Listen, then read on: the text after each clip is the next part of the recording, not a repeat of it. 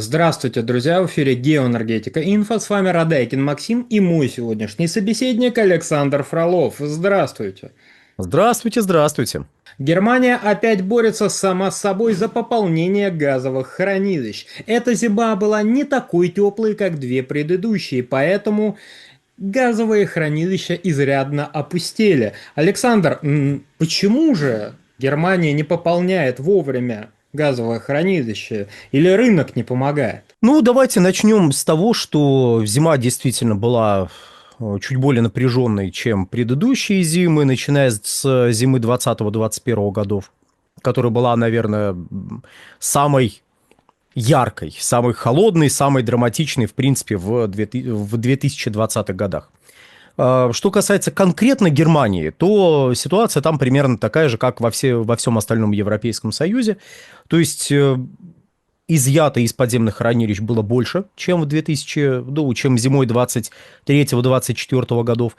И поэтому восполнять придется больше. Я понимаю, точнее не понимаю вот эти странные формулировки некоторых наших уважаемых крупных телеграм-каналов, которые пишут про то, что Германия борется сама с собой, не совсем ясно, с какой самой собой она борется. Давайте вот уберем сейчас политическую составляющую, уберем ту составляющую, которая диктуется событиями 24 февраля 2022 года. Вот пока отложили в сторону, не трогаем. Бывает, что зима случается холодной. Бывает, что зима бывает не только холодной, но и безветренной.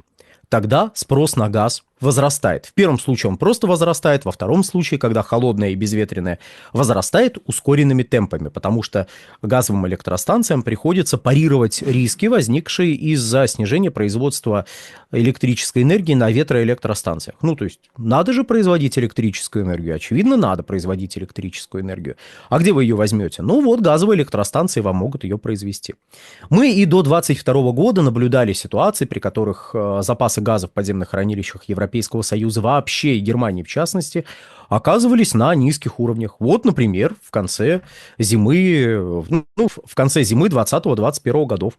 То есть начало 2021 года было гораздо более драматичным, гораздо более ярким в плане отбора газа, чем вот прошедшая сейчас зима. И тогда у той же Германии оставалось, примерно сопоставимо газа с тем, что мы наблюдаем в данный момент. После того, как вы газ отобрали, его надо восполнять. Это естественный, нормальный производственный процесс. Подземные хранилища, собственно, и нужны для того, чтобы вы зимой имели гарантии быстрого получения газа в моменты пикового роста потребления. То есть зимой вы, в принципе, больше газа потребляете, чем летом. И, соответственно, вам надо либо две трубы иметь, которая летом будет простаивать, а зимой, значит, вот одна будет простаивать летом, потому что, летом столько газа не надо. А по второй трубе у вас газ пойдет только зимой. Либо вы 1,5 трубы строите, и у вас эти 1,5 трубы более или менее равномерно работают в течение всего года. Просто летом половинку газа, которая вам не нужна, в данный конкретный момент времени вы отправляете на хранение. И с этого хранения вы газ отбираете уже в отопительный период. То есть в этом плане ничего экстраординарного с Германией не произошло. И с Евросоюзом ничего экстраординарного не произошло. Но тут мы достаем убранное политическое обременение, которое неизбежно возникает, когда мы говорим про Германию, Европейский Союз, газ, подземные хранилища и так далее. И тут, да, действительно возникает ряд вопросов. Ряд вопросов, которые можно выразить, по сути, одним. Ребят, откуда будет браться газ? Тут этот вопрос, почему я говорю, что это ряд вопросов, но можно в один собрать? Потому что этот один вопрос можно разбить на несколько. Например, хватит ли сжиженного природного газа одновременно для удовлетворения текущего спроса в Евросоюзе, в Великобритании и азиатских странах летом? И хватит ли этого СПГ для того, чтобы не только текущий спрос удовлетворять, но и наполнять подземные хранилища с должной динамикой? Вопрос не праздный, потому что пока мы должной динамики не наблюдаем. в последние недели, за которую у нас есть данные, ну, за полную неделю, за которую у нас есть данные, мы наблюдаем снижение темпов закачки газа, при том, что, ну, казалось бы, конкретно сейчас самое время максимизировать закачку, потому что текущее потребление газа находится на минимальном уровне, и вы можете загрузить имеющуюся газотранспортную инфраструктуру, имеющиеся трубы, имеющиеся регазификационные терминалы для того, чтобы импортировать газа побольше. И сейчас, так как вам столько газа не надо, побольше отправлять на хранение. Но нет, мы видим снижение темпов.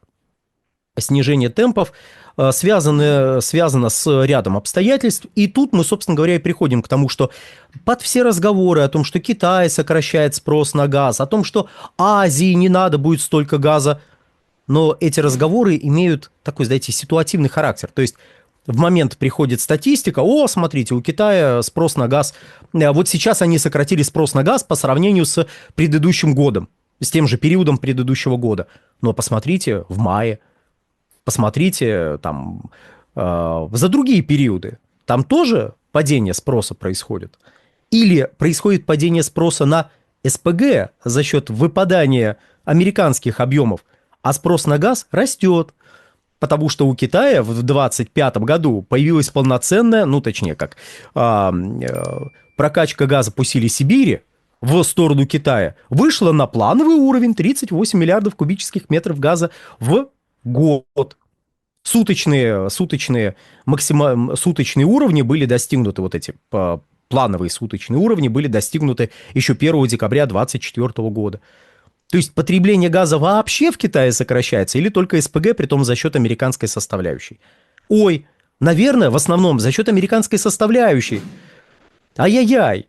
Смотрим мы на эту статистику и задаемся вопросом, а отражает ли статистика, ну, накопленная, скажем, за первый квартал 2025 года, за первые 4 месяца 2025 года, да бог с ним, даже за первые 5 месяцев 2025 года, отражает ли эта статистика ту ситуацию, которая сложится летом? Нет, конечно, не отражает.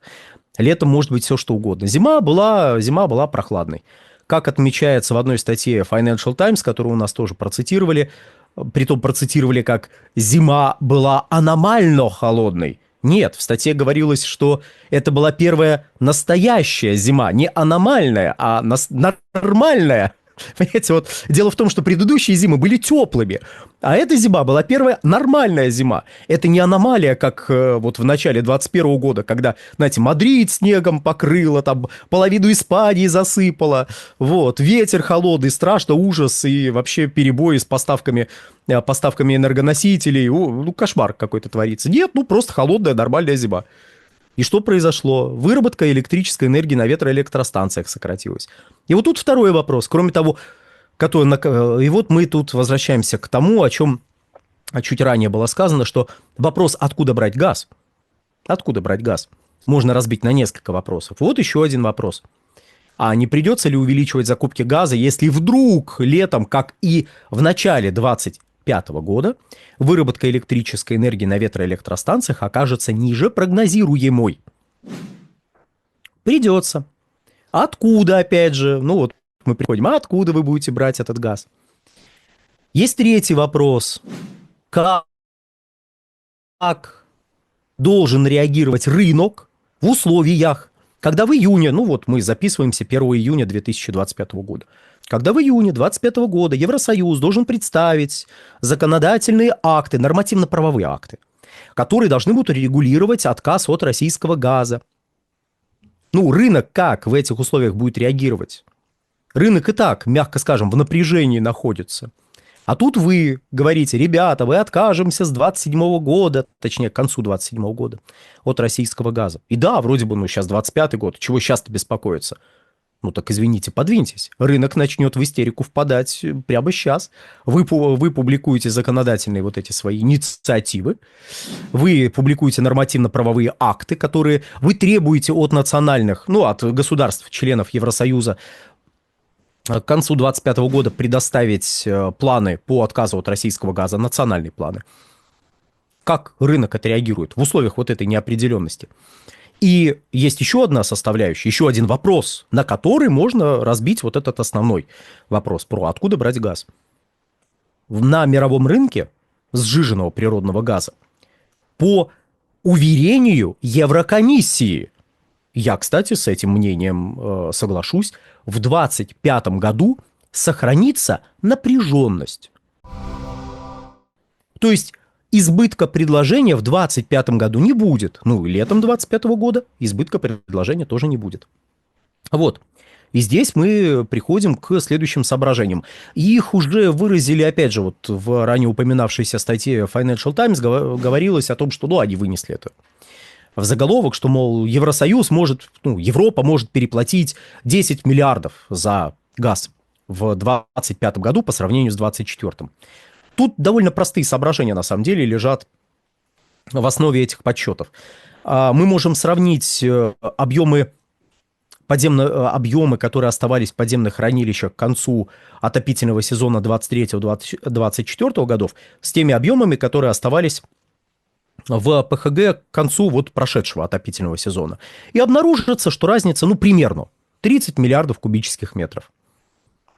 И по идее, по требованиям Еврокомиссии, очень мудрой Еврокомиссии, страны Европейского Союза должны на 90%, не менее чем на 90% заполнить подземные хранилища к началу отопительного сезона. В этом есть определенный смысл, не то чтобы его очень-очень много, но определенный смысл в этом требовании есть. В условиях ограниченности предложения газа и ограниченности газотранспортных мощностей из России. Это принципиальная оговорка, которая очень сильно меняет ситуацию. В условиях вот этого требования вам действительно надо будет закупить газа на 30 миллиардов кубов больше, чем, ну, примерно, чем вы закупали в прошлом году для нужд хранения. А с учетом текущих средних цен, ну да, где-то 10 миллиардов получится, что вот эти 30 миллиардов кубов стоят где-то 10 миллиардов евро. Примерно. Ну, то есть это не прям строго под 10 миллиардов. Ну, тем более, что цена газа в течение года может меняться, как вы понимаете. Может чуть больше быть, может чуть меньше, может 9 миллиардов переплатят, может 8 переплатят. А может газ вообще не будет ничего стоить, от него резко откажутся к концу 2025 года. Ну, предположим, такой исключительно фантастический сценарий. Вот никому газ не нужен, все, он сороковник стоит, тогда и переплачивать особо не придется. Газ вам будет впихивать, говорить, заберите, а вы такие, нет, не нужен. Ну, мало ли. Но если исходить из текущей ситуации, если исходить из тех данных, которые были накоплены, скажем, Евростатом к концу, по итогам первого квартала 2025 года, то да, где-то 10 миллиардов придется переплатить. И возвращаясь к Германии, Германии надо накопить относительно немного. То есть им хотя бы еще 10-15 миллиардов, насколько я помню, нужно будет восполнить. И тут мы как раз возвращаемся к мысли, которую я высказал, и я ее проговорю как раз в конце. Почему до некоторого времени назад мы говорили о том, что слишком большие объемы закачивает Европа в ПХГ, не нужно им столько, потому что доступность газа, в том числе из России, была выше. Вам в целом можно было бы в текущем году закачать на 15 миллиардов кубов меньше, если бы украинский транзит действовал. Я страшное скажу, можно было бы закачать и на 20 миллиардов меньше, если бы украинский транзит действовал полноценно. То есть и через Суджу бы газ шел, и через Сохрановку. Но тут мы возвращаемся к политическому и, скажем так, санкционному обременению, которое мы имеем к настоящему моменту и которое невозможно игнорировать. Ну и также мы возвращаемся к тому, что отсутствует контракт на транзит газа, и ни одна из предложенных схем сторонами не была реализована. И вот в этих условиях, когда ограничено предложение СПГ в мире, и Европа это понимает, когда ограничены газотранспортные мощности, идущие из России, то есть нельзя просто сказать, ребята, увеличьте нам поставки газа, и их бы увеличили. Вот тут закачка газа в подземные хранилища после столь опустошительной зимы оказывается действительно нужным делом, потому что может так случиться, что газа действительно на всех не будет хватать, особенно если будет уже не нормальная, а аномальная зима, будет холодно, безветренно и в Европе, и в Азии. Главный рынок для газа – Азия. Не надо об этом забывать. Ну а на сегодня все. Александр, большое спасибо за комментарий. Друзья, подписываемся на Геоэнергетика Инфо в Телеграм, подписываемся на канал Александра Фролова в Телеграм. Ссылки будут в описании и закрепленном комментарии. Там же будут реквизиты для желающих финансово поддержать наш проект, чтобы мы и дальше также бодро вещали на всех площадках без монетизации. Спасибо, до новых встреч. Телеграм-канал Александра Фролова называется «Нефтегазовая игра». И еще можете на телеграм-канал Инфотек подписаться. Это будет вообще замечательно с вашей стороны. На сегодня все. Всего хорошего.